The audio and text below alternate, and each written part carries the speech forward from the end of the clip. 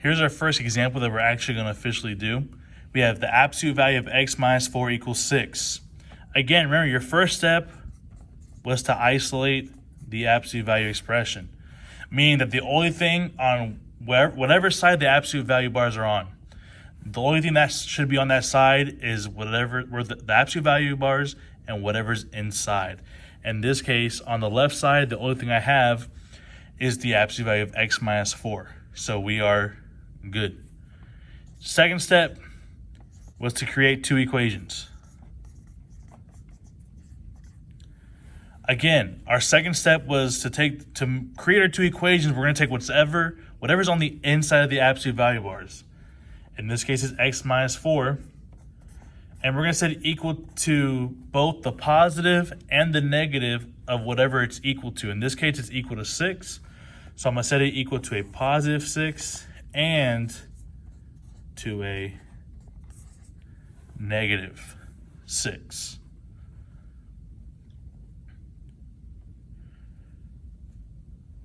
From here, I can do step 3, which is to solve. So to solve for x, I'm going to add 4 to both sides. X equals 10. Here I am also going to add 4 to both sides. Now be careful, just because this is 10 doesn't make this one negative 10. 6 plus 4 is 10, but here I have negative 6 plus a regular old-fashioned 4. That gives me the answer of negative 2. So I solved it. I got x equals 10 and x equals negative 2. Step 4 was to check your work. Again, to check your work, you're going to take whatever the answer is. We're going to start with 10. Take the original problem, but instead of x, I'm replacing x with 10. 10 minus 4 is 6. And the absolute value of 6 is 6. So that's true. So the answer of x equals 10 is correct. Now I'm going to go and do the negative 2. Again, anywhere I have an x, I'm replacing it with negative 2. Negative 2 minus 4 is the absolute value of negative 6. Again, it has to equal 6, and the absolute value of negative 6 actually is 6. Since that's a true statement, that means x equals negative 2 is my answer. Again, these you just want to take your time. They might seem difficult, but they aren't.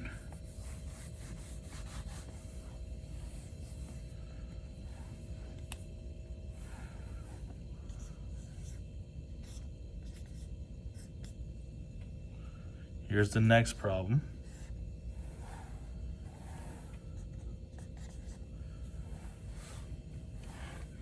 Number 2, the absolute value of 3x plus 1 equals 5. Again, step 1 is to isolate. Again, that means the only thing I want, again, my absolute value bar is on the left side, so that means the only thing I want on my left side is whatever is inside the absolute value bars, which means we are good. So I can move on to step 2. Make my two equations. Again, my step 2, when I make my two equations, I take whatever's on the inside of the bars, which is 3x plus 1. Set it equal to both the positive and the negative of the number that it's equal to. In this case, 5 and negative 5.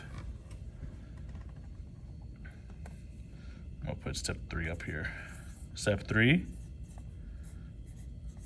is to solve. This is a two-step equation, so I'm going to first subtract by 1.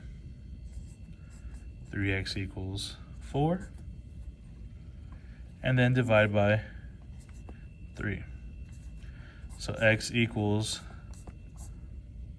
4/3. That's my first answer. Let's do the other one. Minus 1.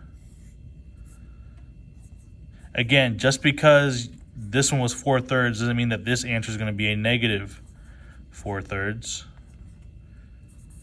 You're left with negative 6/3, which divides to a negative 2. Now that we have answers, we need to check our work. Taking the original problem, anywhere I have an x, I'm replacing it with 4/3.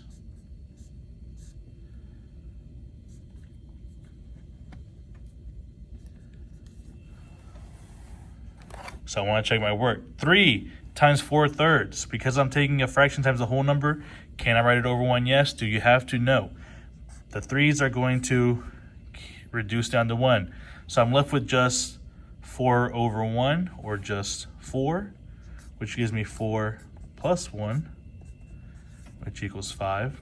4 plus 1 is 5, and then the absolute value of 5 is 5, which means 5 equals 5. That's a true statement. So x equals 4/3 is my answer.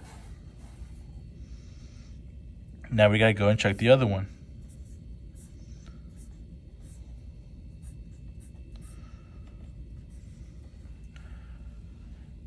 Again, I put them in parentheses. They are multiplying. So 3 times negative 2 is a negative 6.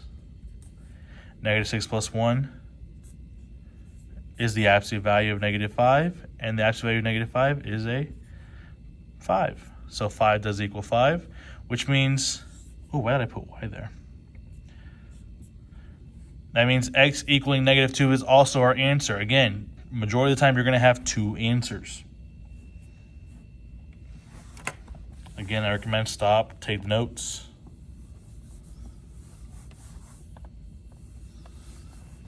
We're going to do one more of these.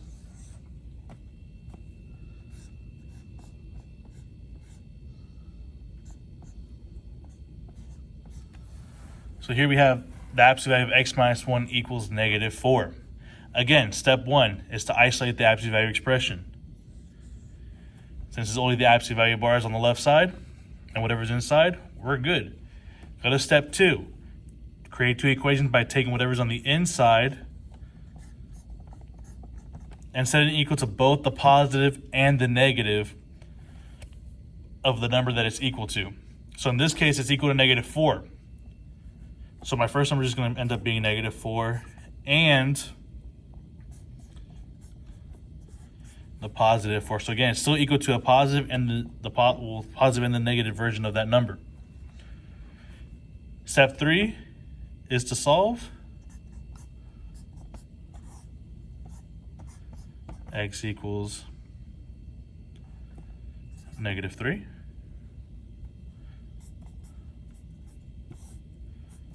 X equals 5. So we got 2 answers. Again, now we got to go ahead and check our work.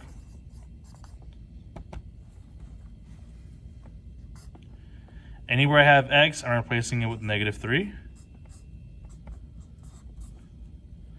So negative 3 minus 1 is the absolute value of negative 4. What's the absolute value of negative 4? Keep in mind that it's a positive 4. Does a positive 4 equal negative 4? No. That means that negative 3 is, again, what we call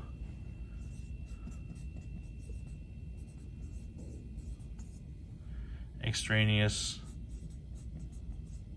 solution. We got an answer, but this answer doesn't work in my problem. Time to check the other one.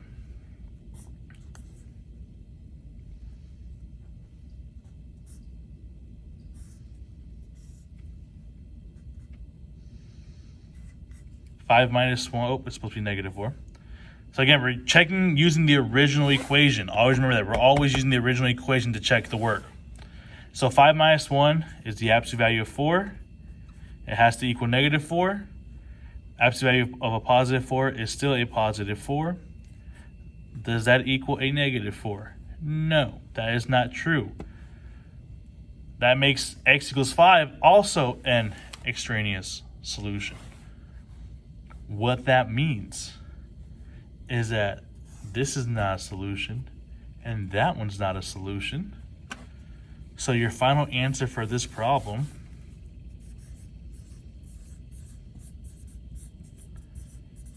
is no solution.